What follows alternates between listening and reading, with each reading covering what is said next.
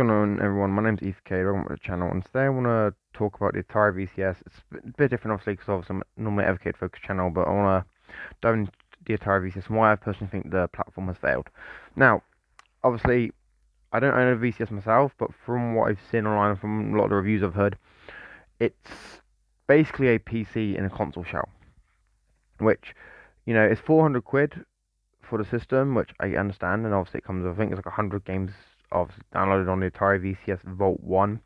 That's arcade games, Atari 2600 games, and Atari 7800 games, and that's the first major issue. The Atari VCS is mainly Atari games. Now, I know a lot of people will hang on, that's why I wanted to buy the VCS, and while that is true, there's not enough games from third parties on the VCS to really sell you on the system. Now, people will argue that, well, Atari's VCS is obviously designed to be the Atari box, the Atari console, and there's only Atari games on it. And that is true, but in my opinion, they haven't done enough with those games and as it is, because they seem to be like, I think it's like they do Flashback Fridays, I believe it is, and they like release like one game a month, well, not a month, but like a week on the store from the Flashback for like £3. And the games that they're offering aren't major selling points to me. Like, they're not offering like Lynx games or Jaguar games.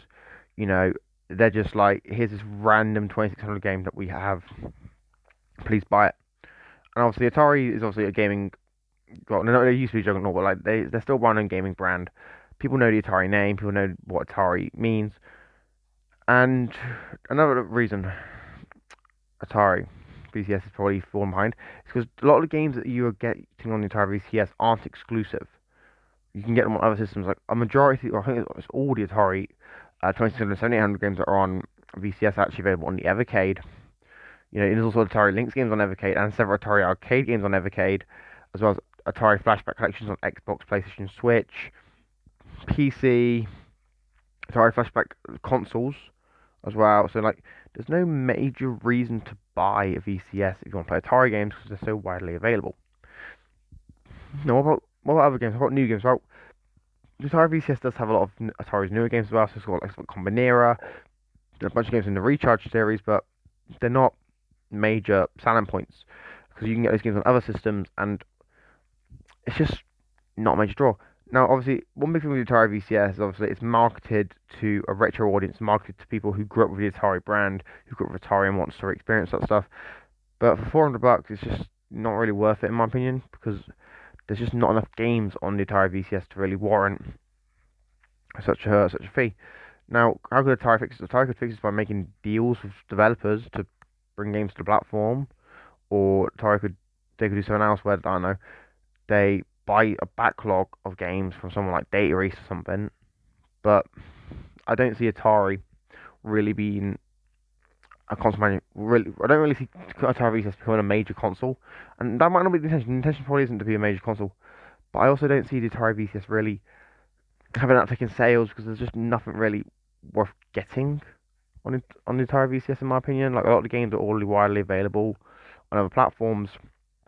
With Atari making platforms over decades, like the Atari 2600, the Atari 7800, the Atari 5200, the Atari Lynx, the Atari Jaguar, the Jaguar CD.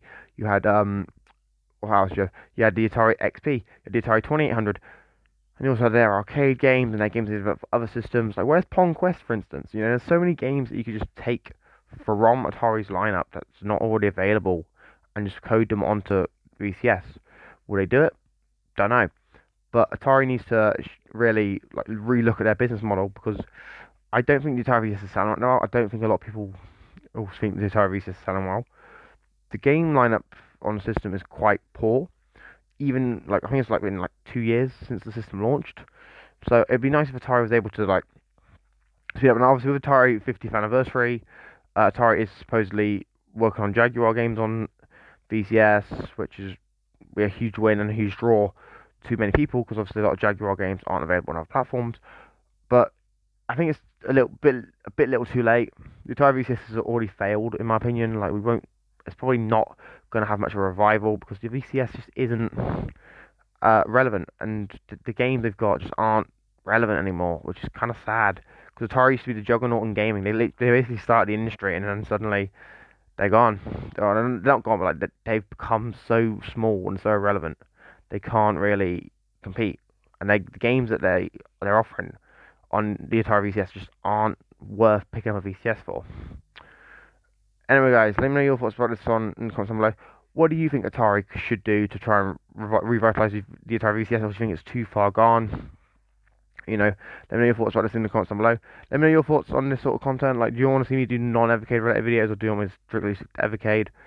You know, I've done videos on non-Evercade related stuff before, and it performs either really well or really badly. So let me know your thoughts if you want to see more of that stuff in the comments.